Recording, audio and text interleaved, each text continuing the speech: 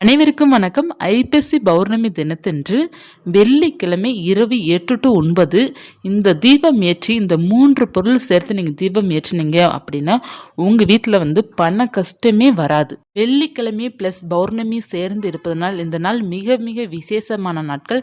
கேட்டது அனைத்துமே கிடைக்கக்கூடிய ஒரு அற்புதமான நாள் இந்த பௌர்ணமி தினம்.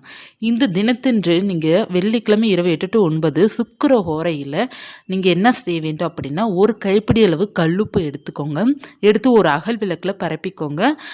அந்த அகல் விளக்கு மேலே ஒரு பெரிய அகல் விளக்கு எடுத்துக்கோங்க. அதற்கு மேலே ஒரு 2 சின்ன அகல் விளக்கு எடுத்துட்டு அதில் பார்த்தீங்க அப்படின்னா நல்லெண்ணெய் ஊற்றி தாமரை தண்டு திரி போட்டு அல்லது பஞ்சு திரி போட்டு நீங்கள் தீபம் ஏற்றி வைத்துக்கோங்க.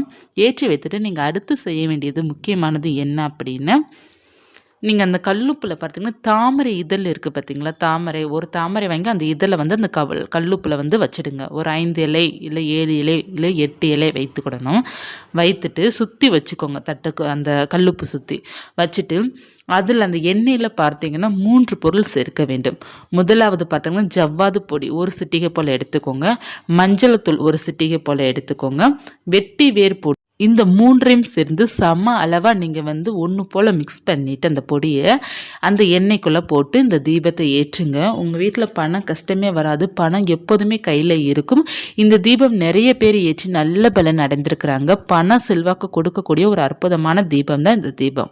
இந்த கல்லுப்பு தீபம் இரவு 8 to சுக்கிர ஹோரையில் ஏற்றி வைத்து நீங்கள் மறுநாள் காலையிலேயோ அல்லது ஞாயிற்றுக்கிழமை காலையிலேயோ நீங்கள் அதை எடுத்து அந்த கல்லுப்பை தண்ணீரில் கரைச்சி விட்டுறாங்க. நீங்கள் வீட்டுக்கு வெளியிலையும் ஊற்றலாம் அல்லது நீங்கள் சிங்க்லேயும் விட்டுறலாம்.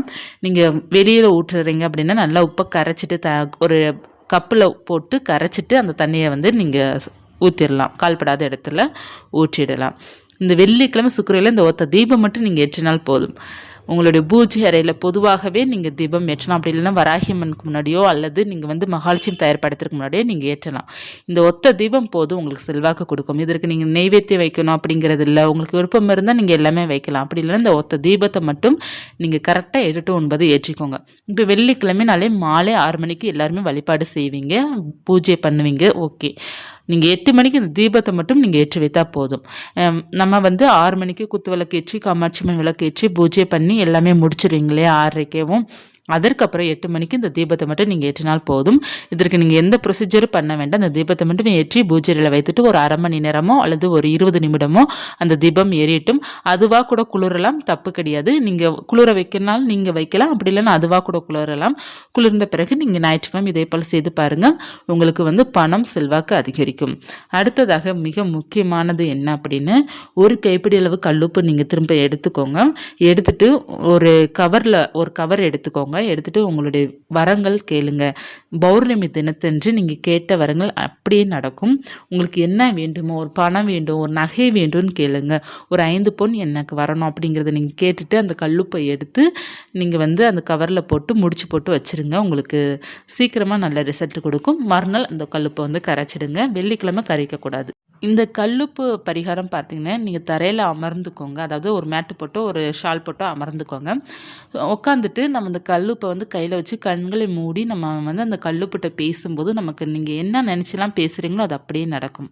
உங்களுக்கு பணம் வேண்டுமா, பணம் வேண்டும் அப்படிங்கிறது நீங்கள் பாசிட்டிவாக நினைக்கும் போது அப்படியே நடக்கும். என்ன நினைக்கிறீங்களோ உள்ளங்கைக்குள்ளே கல்லுப்பை வைத்துட்டு நீங்கள் நினைக்கணும். பாசிட்டிவாக நினைக்கிறீங்க. கணவன் மனைவி ஒற்றுமை கூட நீங்கள் வேண்டிக் கொள்ளலாம். குடும்பத்தில் இருக்க பிரச்சனை தீரணும் அப்படிங்கிறதுக்காக கூட வேண்டிக்கலாம். நான் ரொம்ப சந்தோஷமாக இருக்கேன், நான் மகிழ்ச்சியாக இருக்கிறேன், என்கிட்ட நிறைய பணம் இருக்குது, என்கிட்ட நகை இருக்குது. உங்ககிட்ட எந்த நகை இல்லையோ அந்த நகை இருக்கிற மாதிரி கற்பனை பண்ணிக்கோங்க. இப்போ உங்களுக்கு ஒரு நெக்லஸ் வாங்கணும் விருப்பம் இருக்குது அப்படின்னா, என்கிட்ட அந்த நெக்லஸ் இருக்கின்றது அப்படிங்கிற மாதிரி ஒரு பாசிட்டிவாக கற்பனை பண்ணிவிட்டு அந்த கல்லுப்பை கையில் வச்சுட்டு பிரார்த்தனை பண்ணிவிட்டு அந்த உப்பை நீங்கள் கவரில் போட்டு வச்சுட்டு சனிக்கிழமை காலையில் நீங்கள் தண்ணீரில் கரைச்சி விட்டு பாருங்கள். உங்களுக்கு அப்படியே நினச்சபடியே நடக்கும். இந்த வெள்ளிக்கிழமை நமக்கு பௌர்ணமி இருப்பதனால இந்த பரிகாரம் செய்யும்போது பெஸ்ட் ரிசல்ட் உங்களுக்கு கொடுக்கும். சூப்பரான ரிசல்ட் கொடுக்கும். கட்டாயமாக எல்லாருமே செய்து பாருங்கள். பௌர்ணமி பரிகாரம் நல்ல ஒரு செல்வத்தையும் நமக்கு நல்ல ஒரு முன்னேற்றத்தையும் கொடுக்கக்கூடியது. நிறைய பேர் நல்ல பலன் அடைந்திருக்காங்க. அந்த கல்லுப்பு தீபமே நிறைய பேர் வந்து மாதத்திற்கு ஒரு முறை ஏற்ற சொல்லியிருக்கேன். நான் நிறைய முறை சொல்லியிருக்கேன்.